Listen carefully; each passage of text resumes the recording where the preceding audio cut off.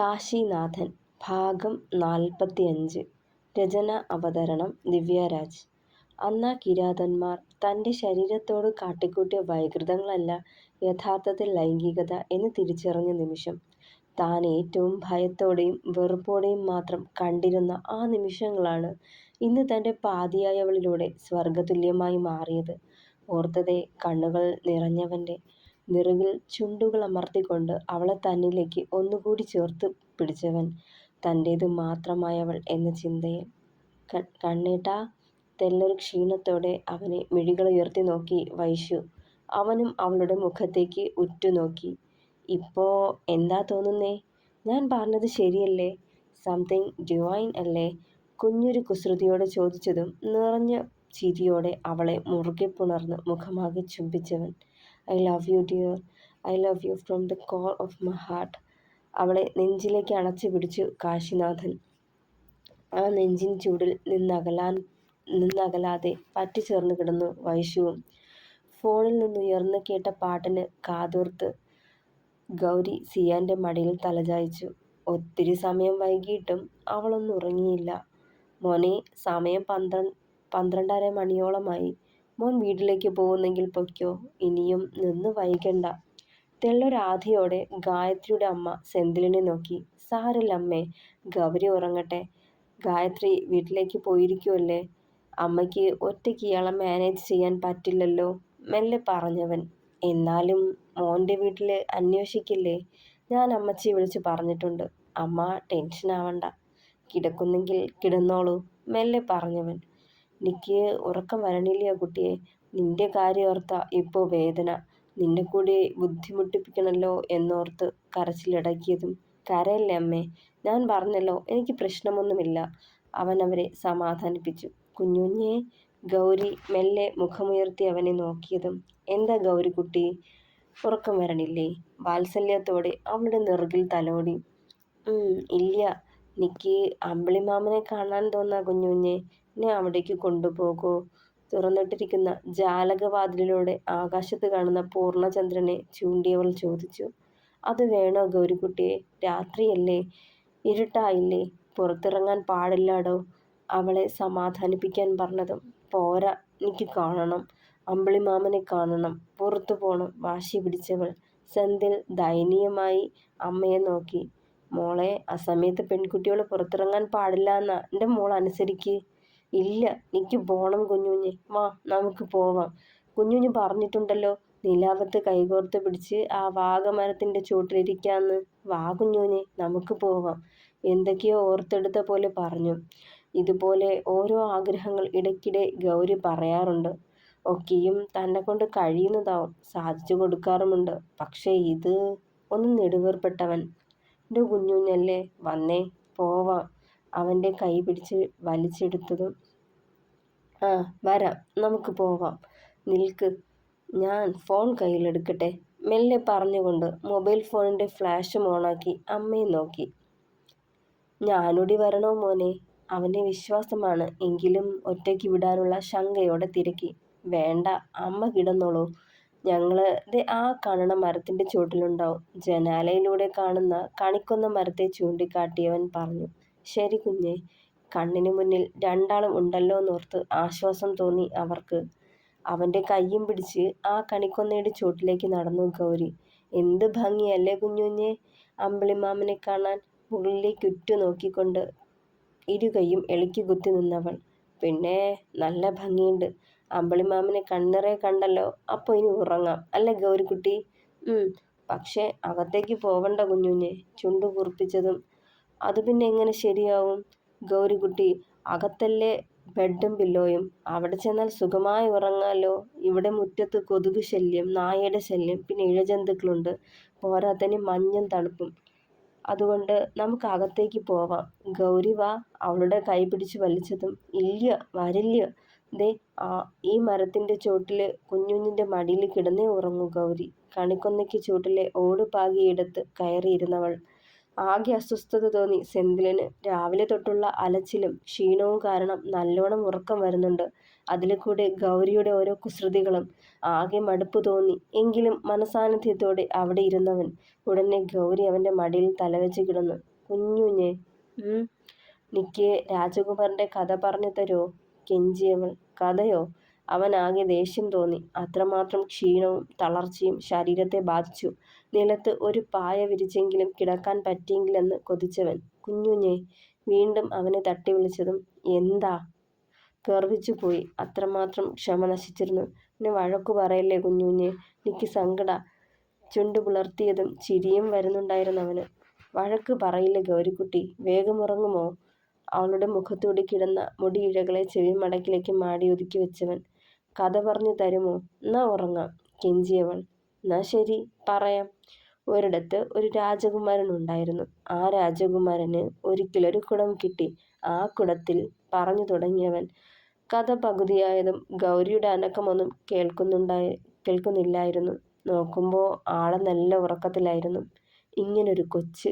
ചെറുചിരിയോടെ അവളെ കോരിയെടുത്ത് അകത്തേക്ക് നടന്നവൻ റൂമിലേക്ക് ചെല്ലുമ്പോൾ ഗൗരിയുടെ അമ്മ ഉറങ്ങിയിട്ടില്ലായിരുന്നു. ഗൗരിയെയും കോരിയെടുത്ത് വരുന്ന സെന്തിലിനെ നിർവികാരതയോടെ നോക്കി നിന്നവർ. അവൾ ഒത്തിരി ബുദ്ധിമുട്ടിപ്പിക്കുന്നെന്ന ചിന്തയായിരുന്നു അവർക്ക് നോവായത്.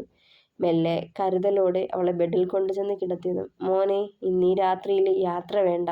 സമയം 1 മണി കഴിഞ്ഞില്ലേ? മോൻ ഈ ബെഡിൽ കിടന്നു. തൊട്ടടുത്ത് ബൈസ്റ്റാൻഡേഴ്സിന് അലോ ചെയ്ത ബെഡിലേക്ക് നോക്കി പറഞ്ഞവർ. അവരത് പറയുമ്പോൾ അതാണ് നല്ലതെന്ന് അവനും തോന്നി. കാരണം നല്ല ക്ഷീണമുണ്ടായിരുന്നു. ഇത് കാരണം ഡ്രൈവിങ്ങിനിടെ ഉറങ്ങുമോ എന്ന ഭയം കൂടി ഉണ്ടായിരുന്നവന്. ഞാൻ പുറത്ത് കിടന്നോളാം, അമ്മ കിടന്നോളൂ. പുറത്തേക്ക് നടക്കാൻ ഒരുങ്ങിയതും, മോനെ, ഞാൻ മോളുടെ കൂടെ ആ ബെഡിൽ കിടക്കാം. മോൻ ഇവിടെ കിടന്നോ, മടി വിചാരിക്കണ്ട. നീയും ഇപ്പോൾ എൻ്റെ മക്കളെപ്പോലെ തന്നെ. വീണ്ടും നിർബന്ധിക്കുമ്പോൾ ഒന്നും മാർത്തു പറയാൻ തോന്നിയില്ല അവനും. ബെഡിലേക്ക് ചെന്ന് കിടന്നവൻ. തുറന്നിട്ട ജനാലയിലൂടെ വരുന്ന തണുത്ത കായൽക്കാറ്റേറ്റ് രാവിലെ ഉണരുമ്പോൾ വൈശുവിനെ അടുത്ത് കണ്ടില്ല കാശി. മെല്ലെ തലയുയർത്തി ചുറ്റും നോക്കുമ്പോൾ ബാൽക്കണി വാതിൽ തുറന്നു കിടപ്പാണ്. കയ്യെത്തി നിലത്ത് കിടന്ന ബോക്സാർ എടുത്തണിഞ്ഞ് മെല്ലെ എണീറ്റ് പുറത്തേക്ക് നടന്നവൻ. കുളിച്ച് ഈറനോടെ നിൽക്കുന്നവളെ പിന്നിലൂടെ ചെന്നവൻ മുറുകെ പുണരുമ്പോൾ മെല്ലെ തിരിഞ്ഞു നിന്നവൾ അവൻ അഭിമുഖമായി. തലേന്നത്തെ ആ രാത്രിയും സ്വർഗതുല്യമായ നിമിഷങ്ങളും മനസ്സിലേക്ക് വരവെ ആ പെണ്ണിനോടുള്ള ഇഷ്ടം ഒന്നുകൂടി വർദ്ധിച്ചു. അവളുടെ മുഖം കൈക്കുമ്പിളിൽ എടുത്തുകൊണ്ട് ആ നെറുകിലായി മെല്ലെ ചുണ്ടണച്ചവൻ. തൻ്റെ പാതിയായവളോടുള്ള അവൻ്റെ പ്രണയം ഹൃദയത്തിൻ്റെ ഭാഷയിൽ അറിയിച്ചുകൊണ്ടുള്ള മൃദുചുംബനം. ആ നെഞ്ചിലേക്ക് മുഖമമർത്തുമ്പോൾ അവൻ്റെ പ്രണയത്താൽ അടിമപ്പെട്ടു പോയിരുന്നു അവളും. കുഞ്ഞുഞ്ഞെ, പോവല്ലേ കുഞ്ഞുഞ്ഞെ, എനിക്ക് ഒറ്റയ്ക്ക് പറ്റില്ല. ഗൗരി ഉണരുന്നതിന് മുന്നേ എഴുന്നേറ്റ് വീട്ടിലേക്ക് തിരിക്കണമെന്ന് കരുതിയാണ് സെന്തിൽ കിടന്നത്. പക്ഷേ ക്ഷീണം കാരണം എഴുന്നേറ്റപ്പോൾ വൈകിപ്പോയി. അവൻ ചാടിപ്പിടിച്ചെഴുന്നേറ്റ് വീട്ടിലേക്ക് പോകാനുള്ള തയ്യാറെടുപ്പ് നടത്തിയപ്പോഴേക്കും ഗൗരിയും ഉണർന്നിരുന്നു. തിടുക്കത്തിൽ ബാഗും എടുത്ത് പാഞ്ഞു പോകുന്നവന് പിന്നാലെ അവളും ഇറങ്ങി ഓടി. മോളെ, അവിടെ നിൽക്ക്, ദേ വീഴും കുഞ്ഞെ. പിന്നീന്ന് അമ്മ വിളിക്കുന്നത് കൂടി വകവയ്ക്കാതെ പാർക്കിംഗ് ലക്ഷ്യം വെച്ച് പാഞ്ഞവന് പിന്നാലെ ഓടിയവൾ. പാഞ്ഞോടി എത്തുമ്പോൾ 2 അറ്റൻഡർമാർ വന്ന് മുൻവശത്തെ ഗ്രില്ലുകൾ ചേർത്തടച്ചു. അവൾ പുറത്തേക്ക് പോവാതിരിക്കാൻ. ഇതൊക്കെ സെന്തിൽ കണ്ടിട്ടും മനസ്സ് കല്ലാക്കി കാണാത്തതുപോലെ നടിച്ച്. കാരണം ജിമ്മിലേക്ക് പോവേണ്ട സമയമായി വരുന്നുണ്ടായിരുന്നു. കുഞ്ഞുഞ്ഞെ, അലറി വിളിച്ചുകൊണ്ട് വാതിലിൽ തല്ലാനും ഇടിക്കാനും തുടങ്ങി. വേദനിച്ചിട്ടും അത് തുടർന്നു. എന്നിട്ടും അവൻ തിരികെ പോയില്ല. ഉടനെ പ്രതിഷേധമെന്ന പോലെ ഗ്രില്ലിൽ സ്വയം തലയിട്ട് തല്ലി വേദനിപ്പിക്കാൻ തുടങ്ങി.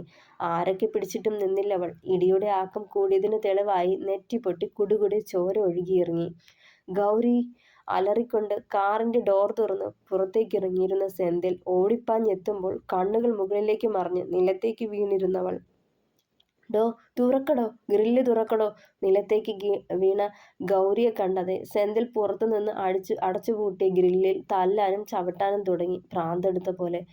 അറ്റൻഡർമാരിൽ ഒരാൾ കലിയോടെ അവനെ നോക്കിയ ശേഷം ചെന്ന് ഗ്രില്ല് തുറന്നു. ആകെ വിരണ്ട പോലെ ഓടിപ്പാഞ്ഞു ചെന്ന് നിലത്ത് കിടന്നവളെ കോരിയെടുത്തവൻ. അയ്യോ, എൻ്റെ ഗൗരിമോളെ, ഗൗരി. ഗൗരിയുടെ അമ്മ നിലവിളിക്കാനും തുടങ്ങി. ഒഴുകിയിറങ്ങിയ ചോരത്തുള്ളികൾ ചെന്ന് പതിച്ചത് സെന്തിലിന്റെ നെഞ്ചിലേക്കായിരുന്നു. പ്രാണൻ പിടയുന്ന നോവ് എന്തെന്ന് ആദ്യമായി അറിഞ്ഞ നിമിഷം യാന്ത്രികമായി കാലുകൾ വേഗത്തിൽ പാഞ്ഞവന്റെ വേഗം മുകളിലേക്ക് കൊണ്ടുവരൂ, കാഷ്വാലിറ്റി അവിടെ ലിഫ്റ്റിലേക്കുള്ള ഡോറിനടുത്തേക്ക് പായവേ ഒരു അറ്റൻഡർ പറയുന്നുണ്ടായിരുന്നു. നിമിഷങ്ങളോളം ലിഫ്റ്റിനു മുന്നിൽ കാത്തു നിന്നിട്ടും തുറന്നില്ല. ഇനിയും കാക്കാൻ ക്ഷമയില്ലെന്ന ബോധ്യത്തിൽ അവളെയും ഉയർത്തിയെടുത്ത് മുകളിലേക്കുള്ള പടവുകൾ ഓടിക്കയറിയവൻ കാലുകൾ കഴച്ചില്ല, മനസ്സ് മടുത്തില്ല, ദേഹം തളർന്നില്ല. കൺമുന്നിൽ തണ്ടൊടിഞ്ഞ താമര കണക്കെ മയങ്ങിക്കിടക്കുന്നവൾ മാത്രം. 3 നിലകൾ അവിശ്വസനീയമായവൻ ഓടിക്കയറി ആദ്യം കണ്ട സ്ട്രക്ചറിൽ അവളെ കിടത്തി. പരിഭ്രാന്തിയോടെ ആരോടോ ചോദിച്ചപ്പോൾ കാഷ്വാലിറ്റിയിലുള്ള വാതിൽ ചൂണ്ടിക്കാട്ടി. കോറിഡോർ വഴി മുന്നോട്ട് പായുമ്പോൾ ഇടനെഞ്ച് പിടയ്ക്കുന്നത് അവൻ അറിഞ്ഞു. പക്ഷേ അതിനു മാത്രം എന്ത് ആത്മബന്ധമാണ് ആ ഭ്രാന്തി പെണ്ണിനും തനിക്കുമിടയിൽ പൊട്ടിമുളച്ചതെന്ന് മാത്രം അറിയാനായില്ല അവന്. കാഷ്വാലിറ്റിയിലേക്ക് കയറ്റിയതും അവനെ പുറത്താക്കി ഡോർ ചാരിയിരുന്നു അവിടുത്തെ സ്റ്റാഫ്. നെഞ്ചിൽ കൈവച്ച് കിതപ്പാറ്റുമ്പോൾ ഇളം നീല നിറത്തിലെ ടീഷർട്ടിൽ പടർന്നിറങ്ങിയ ചോരത്തുള്ളികളിലേക്ക് കണ്ണുകൾ ചലിച്ചു. അവളുടെ മുഖമോർത്തതേ നെഞ്ചു വിലങ്ങി. അവളെ അവഗണിച്ച് ഇറങ്ങിപ്പോയ നിമിഷത്തെ സ്വയം ശപിച്ചു. കണ്ണുകൾ നിറഞ്ഞൊഴുകുന്നത് തുടച്ചു വിടുമ്പോഴും ഉള്ളിലെ നോവ് കുമിഞ്ഞു കൂടുമ്പോഴും അവൻ അറിയാതെ പോയി ആ ഭ്രാന്തിപ്പെണ്ണിനോട് അവൻ്റെ ഉള്ളിൽ ഉടലെടുത്ത വികാരം എന്തെന്ന്. മോനെ, ഡു കുട്ടി.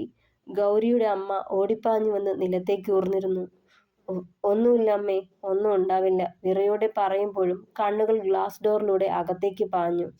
10-20 നിമിഷങ്ങളുടെ കാത്തിരിപ്പിന് ശേഷം കാഷ്വാലിറ്റിയുടെ വാതിൽ തുറക്കപ്പെട്ടു. ചോദിക്കാനോ പറയാനോ നിൽക്കാതെ അകത്തേക്ക് പാഞ്ഞു കയറിയവൻ.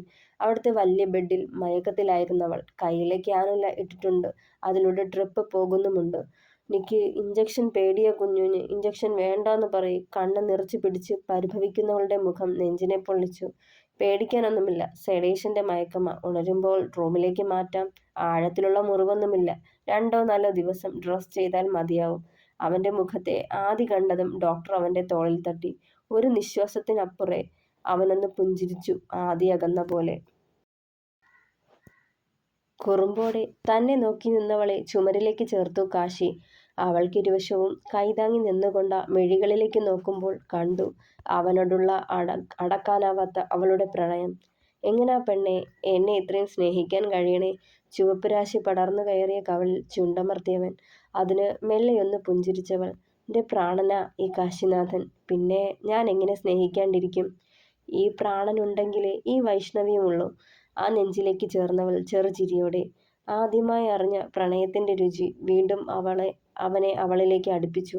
പ്രണയം മാത്രം നിറഞ്ഞ നിമിഷങ്ങൾ, അവളിലെ ഉടലഴക് വീണ്ടും വീണ്ടും പലയാവർത്തി കണ്ട പകൽ. അന്നത്തെ ദിവസം ഭക്ഷണം കഴിക്കാനല്ലാതെ രണ്ടാളും പുറത്തേക്ക് ഇറങ്ങിയതേയില്ല. അവളെ ചുറ്റിപ്പറ്റി അവനും, അവനെന്ന ബിന്ദുവിൽ അവളും ഒതുങ്ങി. പ്രണയപൂരിതമായ വീഴ്ചകൾ, നുറുങ്ങുന്ന നോവ് പോലും അവഗണിച്ചവൾ. അവന് വേണ്ടി പലയാവർത്തി ദേഹം തളർച്ചയെറിച്ചിട്ടും അവന്റെ സ്നേഹലാളനകളിൽ മുങ്ങാൻ കൊതിച്ച മനസ്സ് അവനെ തടഞ്ഞില്ല. ആദ്യമേ അറിഞ്ഞ അനുഭൂതി വീണ്ടും വീണ്ടും അറിയാനുള്ള കെട്ടടങ്ങാത്ത ആവേശമായിരുന്നവനിൽ. എങ്കിലും ആ ഒരു നൈമിഷിക സുഖത്തിന് മുന്നിൽ അവളുടെ അവശതയെ അവഗണിച്ചില്ലവൻ.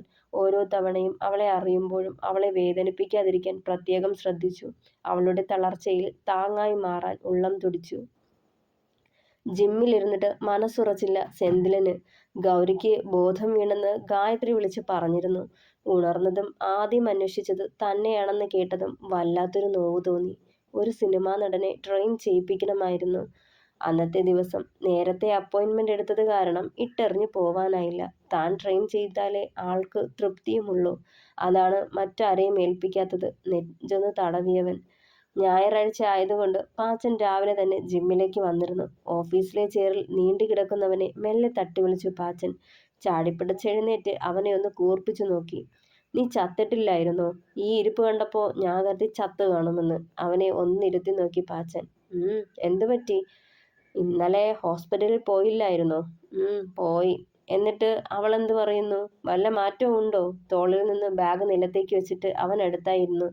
സെന്തിൽ അവനെ ഒന്ന് കനപ്പിച്ചു നോക്കി. ഓ പിന്നെ, നീ പറഞ്ഞ ഉടനെ മാറ്റം വരാൻ ഇതെന്താ ജലദോഷപ്പനിയാണോ? മാനസിക രോഗമാ, മനസ്സിനാ ചികിത്സ കൊടുക്കേണ്ടത്, അല്ലാതെ. പറഞ്ഞു നിർത്തിക്കൊണ്ട് അവനെ തറപ്പിച്ചു നോക്കി. ഇന്നലെയും പാട്ട് പാടിയാണോ സെന്തിലെ നീ അവളെ ഉറക്കിയേ? ഹോ, എന്നാല് സമ്മതിക്കണം, നിന്റെ കഴുതരാഗത്തിനൊക്കെ ഇത്ര ഡിമാൻഡാണോടാ? എനിക്ക് വല്ല ഈ അവസരം കിട്ടണമായിരുന്നു, ദൊട്ട് കുറെ ഉണ്ടാക്കിയനെ. ചിരി കടുപ്പിച്ചു പിടിച്ച് പറഞ്ഞതും അവനെ നോക്കി കണ്ണുരുട്ടി സെന്തിൽ. മനുഷ്യനിവിടെ ആദി പിടിച്ചിരിക്കുവോ, അതിനിടയ്ക്ക് അവന്റെ ചീഞ്ഞ കോപ്പിലെ കോമഡി. അവനെ നോക്കി കണ്ണുരുട്ടി. നീ എന്നത്തിന് ആദ്യ പിടിക്കുന്നേ? അവൾ നിന്റെ കഴുത്തിന് കുത്തിപ്പിടിച്ച? ചിരിയടക്കി ചോദിച്ചതും. എടാ, ഇന്ന് അവിടെ ആകെ സീനായി. ഒക്കെ കൈവിട്ടു പോയി, വല്ലായ്മയോടെ പറഞ്ഞതും. കാര്യമെന്താന്ന് പറയ് സെന്തി. എന്താ, അവള് ബഹളം ഉണ്ടാക്കിയോ? പാച്ചൻ തെല്ലൊരാധിയോടെ അവന്റെ തോളിൽ കൈവച്ചു. ഇല്ല, മുഖം കുനിച്ചവൻ. പിന്നെ? എടാ, ഇന്ന് എനിക്കൊരു അബദ്ധം പറ്റി, മടിയോടെ പറഞ്ഞത്. അത് പിന്നെ എപ്പോഴും പറ്റണതാണല്ലോ. നീ റബ്ബർ ഉണ്ടാക്കി തീർന്നെങ്കിൽ കാര്യം പറയടാ. പുച്ഛിച്ചതും. റബ്ബറോ? ആ, വലിച്ചു നീട്ടാതെ കാര്യം പറയടാ. നടന്നതൊക്കെ അവനോട് പറഞ്ഞു സെന്തിൽ. ഒക്കെ കേട്ട് കഴിഞ്ഞ് അവനെ സൂക്ഷിച്ചു നോക്കി പാച്ചു. ഇപ്പൊ എന്താ നിന്റെ പ്രശ്നം? ഗൗരവത്തോടെ ചോദിച്ചതും. അവിടുത്തെ കാര്യം ഓർത്തിട്ട് എനിക്കൊരു സമാധാനം ഇല്ലടാ പാച്ച. അവൾ എന്തേലും കഴിച്ചു കാണോ? മെഡിസിൻ എടുത്തു കാണോ? എന്നെ കാണാണ്ട് വിഷമിക്കുന്നുണ്ടാവോ? അങ്ങനെ പലതും. തലയ്ക്ക് കൈയും കൊടുത്ത് വ്യസനത്തോടെ പറഞ്ഞവൻ. പാച്ചൻ അവന്റെ മുഖത്ത് തന്നെ നോക്കി നിന്നു, കണ്ണെടുക്കാതെ. നീ വിളിച്ചില്ലേ? കുറച്ച് കടുപ്പിച്ച് ചോദിച്ചതും. വിളിച്ചു. അവിടെ പ്രത്യേകിച്ചൊന്നും ഇല്ലാന്നാ പറയുന്നേ. പക്ഷേ എനിക്കൊരു സമാധാനവും ഇല്ലടാ. അവളെ ഒന്ന് കണ്ടാൽ മതി. താടിയൊന്നൊഴിഞ്ഞതും. അവളെ നീ എന്തിനാ കാണണത്? അവള് കഴിക്കേ, ഉറങ്ങേ, കരയേ, എന്താച്ചാ ആയിക്കോട്ടെ. അതിന് നിനക്കെന്താ? നീ വെറുതെ പോണം, കുറച്ചു നേരം കുഞ്ഞുഞ്ഞായി അഭിനയിക്കണം, തിരികെ പോരണം. അത്രയും പോരെ? പിന്നെ കൂടുതൽ ഓർക്കണതെന്തിനാ? അവൾ തിന്നില്ലെങ്കിൽ പട്ടിണി കിടക്കട്ടെ. മരുന്ന് കഴിച്ചില്ലേൽ ചിലപ്പോൾ ഭ്രാന്ത് കൂടും, ഏറിപ്പോയാൽ വയലന്റ് ആവും. അവര് മെഡിസിൻ കുത്തിവെച്ച് മയക്കിയിടും, അല്ലെങ്കിൽ സെല്ലിൽ അടച്ചിടും, കൂടിപ്പോയ ഷോക്ക് അടുപ്പിക്കും. അല്ലാതെ കൊല്ലത്തില്ലല്ലോ. പാച്ചനത് പറയുമ്പോൾ സെന്തിലിന്റെ മുഖം മുറുകുന്നതും കൈമുഷ്ടി ചുരുട്ടി കോപമടക്കുന്നതും ഒക്കെ കണ്ടവൻ. അല്ലേലും കണ്ട ഭ്രാന്തികൾക്ക് വേണ്ടി നീ എന്നാത്തിനാ ടെൻഷനാവുന്നേ? അവനെ വീണ്ടും നോക്കിയത് മുഖമുയർത്തി രൂക്ഷമായൊരു നോട്ടമായിരുന്നു. ആ നോട്ടത്തിൽ തന്നെ ഉണ്ടായിരുന്നു ഗൗരിയെപ്പറ്റി അവൻ പറഞ്ഞതൊന്നും ആൾക്ക് രസിച്ചിട്ടില്ലെന്ന്. എന്താടാ നോക്കി പേടിപ്പിക്കണേ? കളി കാര്യായോ? പാച്ചു ചിരിയടക്കി. ഓഹ് കോപ്പ്. പെണ്ണും പിടക്കോഴിയും വേണ്ടെന്ന് പറഞ്ഞിട്ട് അവളോട് നിനക്കെന്താടാ ഒരു മമത? കൂർപ്പിച്ചു നോക്കിയതും മുഖം താഴ്ത്തി കളഞ്ഞവൻ. നീ ഒന്ന് പോയടാ. മമതയോ? എന്തിന്? അതിനവള് എന്റെ ആരാ? കണ്ണിലെ പിടപ്പ് അവൻ അറിയാതിരിക്കാൻ നോട്ടം മാറ്റി. ദേ പുല്ലേ, കിടന്നുരുളല്ലേ. സത്യം പറ, നിനക്കവളെ ഇഷ്ടമല്ലേ? നീ അവളെ പ്രണയിക്കുക, ഉറപ്പാ അത്? പാച്ചനത് പറയുമ്പോൾ ശ്വാസം വിലങ്ങിയ പോലായി സെന്തിലിന്. അവനെ മുഖമുയർത്തി നോക്കി നടുക്കത്തോടെ. തുടരും. അഭിപ്രായങ്ങൾ പറയണേ. കഥ ഇഷ്ടമായാൽ ലൈക്ക് ചെയ്യൂ, ഷെയർ ചെയ്യൂ, സബ്സ്ക്രൈബ് ചെയ്യൂ, ഹൈപ്പ് ചെയ്യൂ. Thank you.